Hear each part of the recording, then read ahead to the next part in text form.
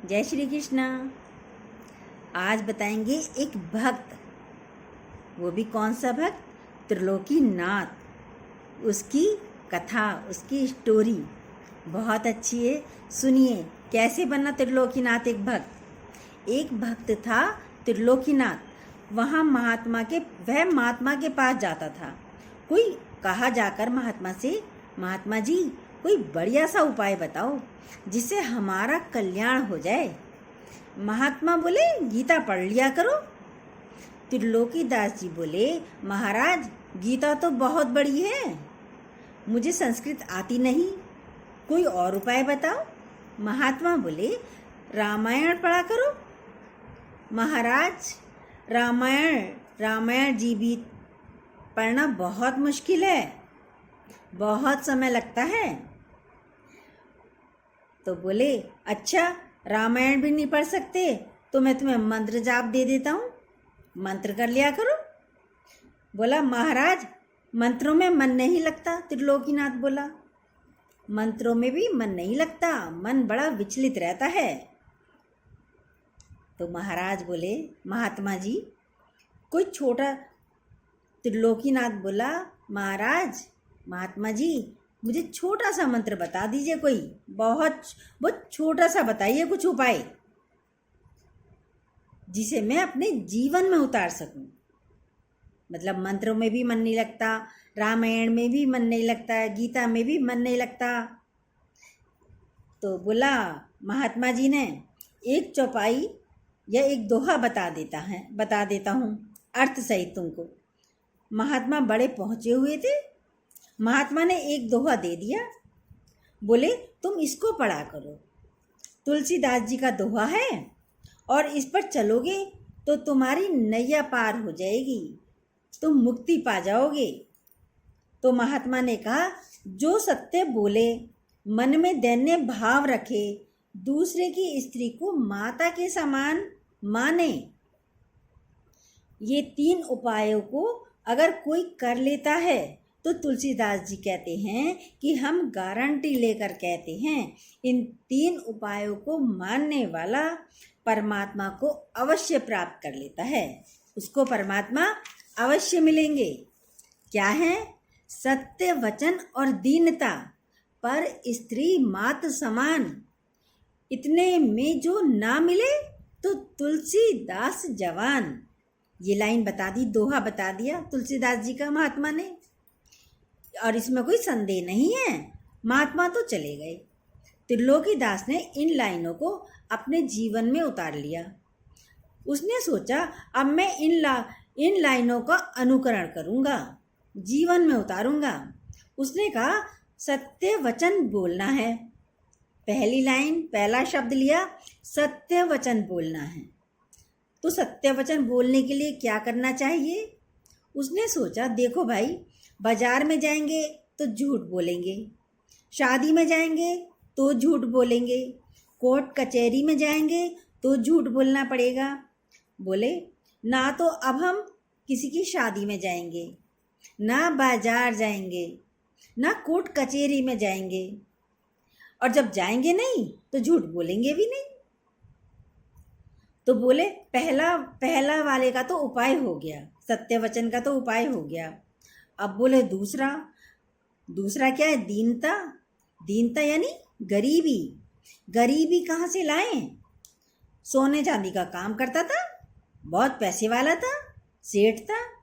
बोले सोने का हीरे का काम करेंगे तो मन में पाप जरूर आएगा, बना ही रहेगा। क्या करें अब हम सोने का डायमंड का काम नहीं करेंगे। त्रिलोकीनाथ बोला अब तो हम केवल चांदी का ही काम करेंगे जिससे हमारा भोजन चलता रहे, बस चांदी के काम में दीनता बनी रहेगी। अब तीसरा था दूसरे की स्त्रियों को माता के समान मानना चाहिए। कैसे होगा? तो बोले एक उपाय है। बोले चांदी के गहने तो बनाएंगे लेकिन और कुछ नहीं बनाएंगे, बस पाँव का छल्ला बनाया करेंगे, बस पाँव का छल्ला यानी बिछुए बनाया करेंगे।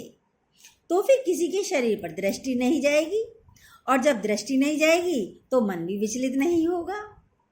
पर स्त्री हमें माता के समान ही लगेगी। वह स्वर्णकार इसी तरह जीने लगा। सेठ स्वर्णकार इस तरह जीने लगा तो आना जाना बंद हो गया। बाकी समाज के जितने भी स्वर्णकार थे वह सब नाराज हो गए उससे। सब कहने लगे बड़ा भक्त हो गया, अब तो शादियों में भी नहीं आता। एक समय की बात है, एक राजा के बेटे का विवाह था। राजा ने सभी स्वर्णकारों को बुलाया, बोला हमारी बहू के लिए बढ़िया बढ़िया सुंदर सुंदर गहने बनाओ। सुनो, किसी को रुपया नहीं मिलेगा, बाद में इनाम मिलेगा। राजा ने कहा। राज्यसभा में लगभग 400 स्वर्णकार उपस्थित हुए। स्वर्णकारों ने कहा महाराज हमें 1-2 दिन का वक्त दीजिए, हम नाम लिख कर दे देंगे कि कौन बनाएगा गहने, जो सबसे सुंदर बना सके। आपस में स्वर्णकारों ने मीटिंग की। कई वर्षों से त्रिलोकीनाथ जी ने काम भी छोड़ दिया था। त्रिलोकीनाथ ने कई वर्षों से कोई काम नहीं कर रहे थे। हमारे समाज में बिरादरी में भी नहीं बैठ रहा है त्रिलोकीनाथ। सब स्वर्णकार मीटिंग में बैठकर बातें कर रहे हैं। अब इसका घमंड तोड़ना चाहिए, इसी का नाम लिखकर दे देते हैं। अब उन्होंने ऐसा ही किया। स्वर्णकारों ने अपने पास से रुपया भी लगाएगा, अब ठिकाने लगेगी इसकी बुद्धि। राजा के पास चिट्ठी लिख करके भेज दी। महाराज त्रिलोकीनाथ जैसा कोई भी समाज में नहीं है स्वर्णकार जो बहुत सुंदर गहने बनाता है, जो बढ़िया आभूषण नए नए डिजाइन के बना सके। राजा ने सिपाहियों को भेजा, जाओ त्रिलोकीनाथ को लेकर आओ। त्रिलोकीनाथ जी के पास सिपाही गए। चलो त्रिलोकीनाथ। त्रिलोकीनाथ बेचारा हाथ जोड़कर बोले, अरे सिपाहियों, ना तो हमने कोई अपराध किया है, ना दिल में कुछ पाने की चाह है, ना कुछ मांगना चाहते हैं। राजा ने हमें क्यों बुलाया है? सिपाही बोले, वहीं पूछना राजा से। त्रिलोकीनाथ जी ने सोचा, हम यदि नहीं जाएंगे तब भी जबरदस्ती तो हमें सिपाही लेकर ही चले जाएंगे। त्रिलोकीनाथ राजा के दरबार में जाकर बैठ गए। त्रिलोकीनाथ राज दरबार में जाकर बैठ गए एक आसन पर। राजा स्वर्ण की पोटली बनाकर लाए, त्रिलोकीनाथ के पास रख दी। त्रिलोकीनाथ जी बोले, महाराज ये क्या है? महाराज बोले, सोना है। त्रिलोकीनाथ बोले, हमने सोना हीरे का काम बंद कर दिया है, हमें पाप लग जाएगा। राजा बोले, उठा रहे हो या नहीं? त्रिलोकीनाथ बोले, यदि नहीं उठाया तो राजा हमें मार देगा, मरने से तो अच्छा ही है उठा लेते हैं। त्रिलोकीनाथ ने पोटली उठा ली और बोला, महाराज आज्ञा दो। राजा बोले, सुंदर सुंदर गहने बना देना,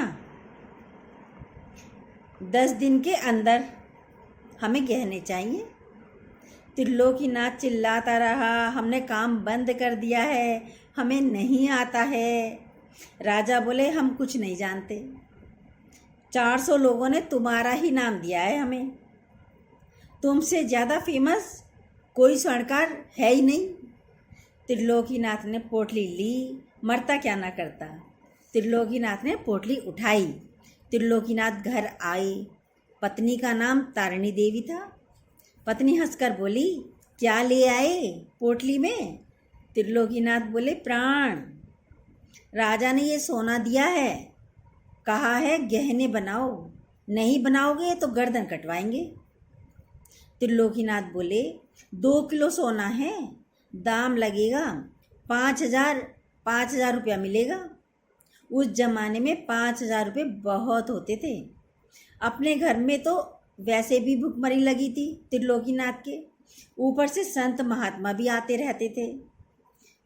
पत्नी बोली, क्या करें, घर छोड़ दें क्या? घर छोड़ दें? त्रिलोकीनाथ बोले, तुम यहीं रहो, हम जा रहे हैं। उस समय उज्जैन में कुंभ लगा था। पोथी ली और उज्जैन में आ गए त्रिलोकीनाथ। संतों को प्रणाम किया, मन में विचार किया ये सोना खराब है, कोई गला काट देगा हमारा, हमारे पास रहेगा तो। संतों की पंगत देखी, मन में भाव जाग गया, सोना वापस देंगे तो मरेंगे हम, राजा मार देगा, नहीं बनाएंगे तो भी मरना है, ऐसे काहे को मरे, तो सोने का सदुपयोग ही कर ले, भंडारा करवा देते हैं, मरना तो है ही। 2 किलो सोना नगर सेठ को त्रिलोकीनाथ ने दे दिया। अब उस सोने से भंडारा करो भाई, त्रिलोकीनाथ ने सेठ को कहा। चकाचक रबड़ी मालपुए बनवाए गए। नगर सेठ ने सोचा भंडारे के लिए कोई 2 किलो सोना दे गया है, जरूर कोई महात्मा या महापुरुष होगा। वहाँ के साहूकार ने सोने को बेचकर रबड़ी मालपुए रसगुल्ले पूरी इत्यादि मिष्ठान बनवाए। संतों को भंडारे में बैठाया और भोजन करवाया। संत बोले सेठ जी नाम बताओ। जो भंडारे में संत आए थे, किसकी जय जयकार करनी है? सेठ जी बोले हमारा होता तो हम नाम बता देते, जिनका है उनका नाम हमें पता नहीं, उसने नाम हमें बताया नहीं। संत बोले किसकी जय जयकार करें? सेठ जी बोले महाराज लक्ष्मी नारायण जी की जय जयकार बोलो। सारे संत बोले लक्ष्मी नारायण भगवान की जय। इतनी जोर से गर्जना करी कि भगवान तक आवाज पहुंच गई। आज तो महात्मा बड़े खुश हुए। प्रसाद पाया, दक्षिणा पाई, रसगुल्ला पाया, पूरी पाई। महात्माओं ने सबने बड़े प्रसन्न। महात्मा बहुत खुश थे और लास्ट में जय हो लक्ष्मी नारायण की कहते हुए चल दिए। त्रिलोकीनाथ जी घर आए। पत्नी बोली सोना कहाँ है? सेठ जी बोले बन रहा है। क्या कहते? कहाँ बन रहा है? तो बोला कंचन को टूक पड़ो संतन के सांचे में, भाव भरो आंचन में ग्रास गलने लगे। मतलब सुनिए, त्रिलोकीनाथ जी ने अपनी पत्नी से कहा सोना गल रहा है, आभूषण बन रहा है, और मन ही मन सेठ त्रिलोकीनाथ बोले संतों के पेट में बन रहा है, क्योंकि भंडारा करवा दिया उन्होंने तो। इधर कई दिन बीत गए। राजा ने खबर भेजी कि भाई शादी का समय नजदीक आ गया, गहने लाओ। त्रिलोकीनाथ जी ने सोचा अब तो मरना ही है, मरे पर खाली क्यों मरे। राम जी की मूर्ति ली, जंगल में जाते हुए जितने दिन बचे हैं भजन करेंगे वहीं, बाकी राजा को तो फांसी हमें देनी है, हमें तो फांसी पे चढ़ाना है राजा को। पत्नी से बोले तुम यहीं रहना, हम चले। पत्नी बोली कहाँ? जहाँ पर सोना दिया है, सोना गलाने को दिया था, वहाँ जा रहे हैं हम। और जंगल में चले गए। जंगल में जाकर त्रिलोकीनाथ भगवान के सामने रोने लगे। एक पेड़ के नीचे राम जी की मूर्ति को रखा और आंखों में आंसू भर कर रोने लगे। सरकार हमने तो सोने से संतों का भोजन करवा दिया, अब हमारा क्या होगा? अब आप, हमारी लाज आपके हाथ में है, क्योंकि आपके बिना हमारा कोई नहीं है। आप हमारे नाथ हो। मरना हमें है, पर सरकार मरे तो संतों का प्रवचन सुनते हुए संतों के चरणों में मरे, राजा हमें ना मारे, राजा के हाथों द्वारा हमारी मौत ना हो। आंखों में आंसू भरकर त्रिलोकीनाथ जंगल में बैठ करके गोविंद का कीर्तन करने लगे। गांव वालों ने बताया कि वह कुछ दिनों से, अब इधर राजा ने खबर भेजी वे त्रिलोकीनाथ कहाँ है। गांव वालों ने बताया कि वह कुछ दिनों से गायब है, राजा के यहाँ से शाम को बारात जानी है। राजा बहुत नाराज हुआ और स्वर्णकारों को बुलाया, भाई तुमने इनका नाम दिया था, कहाँ है त्रिलोकीनाथ? राजा ने कहा वो तो सोना लेकर गायब हो गया। स्वर्णकार बोले महाराज उसकी 2 किलो सोना देखकर मती मारी गई, बड़ा कंजूस है, अब नहीं आएगा, भाग गया है। राजा बोले अब तो बड़ी दिक्कत हो गई, बारात जानी है। स्वर्णकार बोले महाराज परेशान मत हो। किसी ने कहा हम पायल देंगे, किसी ने कहा हम अंगूठी देंगे, किसी ने कहा हम चैन देंगे, किसी ने कहा महाराज उसे दंड तो मिलना ही चाहिए। राजा बोले दंड क्या दें? स्वर्णकार बोले, उसका मकान है, उसकी पत्नी है उस मकान में, घर पर तोप लगवा दो, तोप से उड़वा दो मकान को भी और पत्नी को भी। राजा ने आज्ञा दी। बारात बाद में जाएगी, पहले त्रिलोकीनाथ के घर का विनाश किया जाए। सिपाहियों ने तोप उठाई, तोप में बारूद भरा और 400-500 सिपाही त्रिलोकीनाथ के घर के बाहर तोप लेकर पहुंच गए और आवाज लगाई उसकी पत्नी को। त्रिलोकीनाथ की पत्नी बाहर आई और हाथ जोड़कर बोली, हमसे क्या गुनाह हो गया है, क्या पाप हो गया है, तोप लेकर के आप क्यों आए हो? सिपाहियों ने कहा, तुम्हारा पति है नहीं और 10 दिनों से हमें मूर्ख बना रहा है, सोना लेकर के भाग गया है, इसलिए तुम्हारे घर को और तुम्हें तोप से उड़ा देंगे हम। तारिणी देवी से कहा। तारिणी देवी की आंखों में आंसू आए कि पति तो है नहीं, जीवन भर संतों की सेवा की, उसका परिणाम हमें आज यह मिल रहा है, उसका परिणाम हमें आज यह मिल रहा है। अंदर आई, दरवाजा बंद करके फुट फुट कर रोने लगी। हे राम, हे संतो, हे रघुनाथ, आज पति है नहीं, आज हम हो गए अनाथ और आपका नाम है रघुनाथ।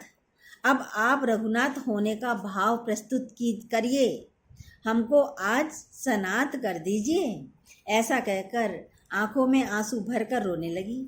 इधर त्रिलोकीनाथ जंगल में रो रहा था।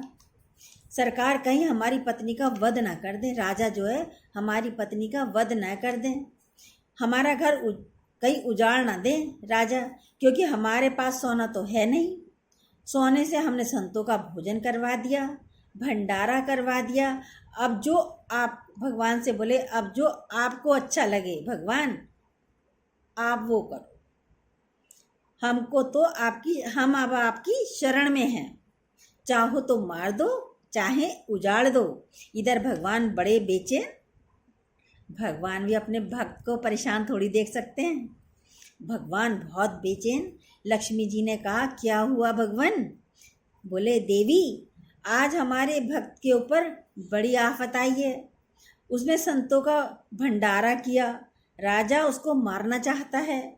लक्ष्मी जी ने जब सारी बात भगवान ने लक्ष्मी जी को बताई, तो लक्ष्मी जी ने अपने गहने निकाल कर पोटली बनाकर भगवान को दे दी और कहा, जाओ आप त्रिलोकी का रूप धारण करके राजा के पास चले जाओ।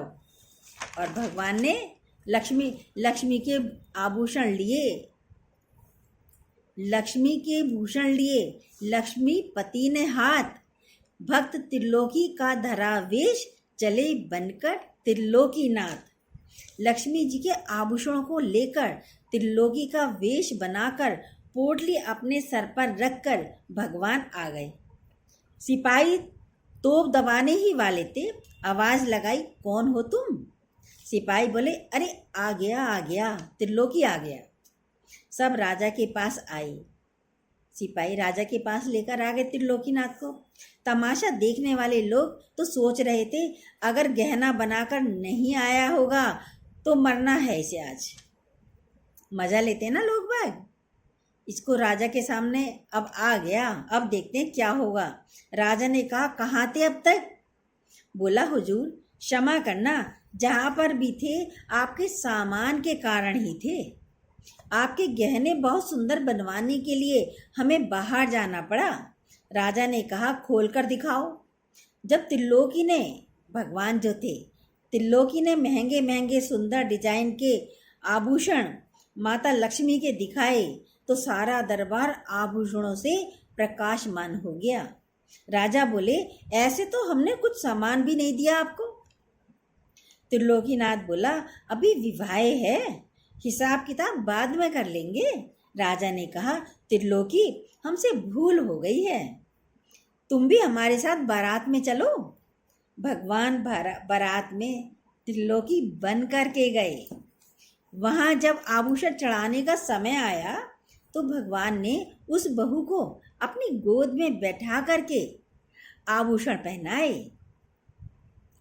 राजा ने कहा, तुम ही पहनाओ, ऐसे ऐसे आभूषण हैं हमने कभी देखे ही नहीं कि कहाँ पहनाने चाहिए। महाराज, हमारी बिटिया है ये। गोद में बैठाकर भगवान सारे आभूषण उसको पहना रहे हैं। जितने राजा आए थे, आज तक किसी ने इतने सुंदर आभूषण ना तो देखे थे, ना बनवाए थे, ना किसी को चढ़ाए थे। सब राजा की जय जयकार कर रहे थे। इधर जंगल में त्रिलोकी विचार कर रहा था, हम तो गए नहीं, जरूर हमारी पत्नी को मार दिया होगा। जाकर के देखूं तो क्या हाल हमारी पत्नी का और घर का हुआ। राजा ने क्या किया हो, क्या कर दिया हो। उधर जाकर देखते हैं। राजा ने खबर भेजी, आज त्रिलोकी के कारण हमारा मान बढ़ा, हमारी जय जयकार हुई। इनका मकान बनाने की तैयारी करो। ऑर्डर दिया, आदेश दिया। सिपाहियों को, व्यक्तियों को, दरबारियों को पहरेदार लगा दिए उसके घर पे। त्रिलोकी जब घर आया, पत्नी से पूछा, क्या बात है देवी, बड़ी व्यवस्था हो रही है यहाँ पे। पत्नी बोली, आप ही तो कुछ देर पहले आए थे। त्रिलोकी बोला, हम तो नहीं आए थे, हम तो वन में थे देवी, हम तो डर के मारे छिपे हुए थे। पत्नी कहती, आप पोटली लेकर आए गहनों की। त्रिलोकी भागा भागा गया। त्रिलोकी भगवान बारात से ही अंतर ध्यान हो गए। त्रिलोकी तो देखने गया, भाई हमारी जगह कौन आया। बारात में गया, भागा भागा, भगवान बारात से ही अंतर ध्यान हो गए। राजा को जब पूरी बात बताई तो त्रिलोकीनाथ राजा के पास पहुंच गया।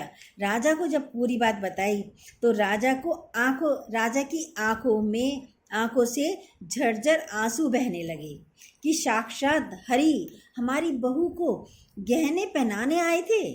महाराज, जब बहू को पता लगा कि साक्षात ठाकुर जी अपने हाथों से गहने मुझे पहनाए ठाकुर जी ने, तो बहुत प्रसन्न हुई। उसने भी गहने अपने पास नहीं रखे, तो उसने गहनों को लिया, पोटली बनाई और संतों में लुटाना प्रारंभ कर दिया। उसने भी गहनों को कि जहाँ से आए थे वहीं हमारे सरकार के पास पहुँच जाए ये गहने। भक्ति में परीक्षा तो होती है, लेकिन भक्त से ज़्यादा चिंता भगवान को होती है। भक्त की, जानते हो ना आप। ये है छोटी सी स्टोरी त्रिलोकीनाथ की। कैसी लगी और अच्छी लगी हो तो प्लीज़ सब्सक्राइब कीजिए, जो बेल आती है उसको दोबारा से प्रेस कीजिए। जय श्री कृष्णा।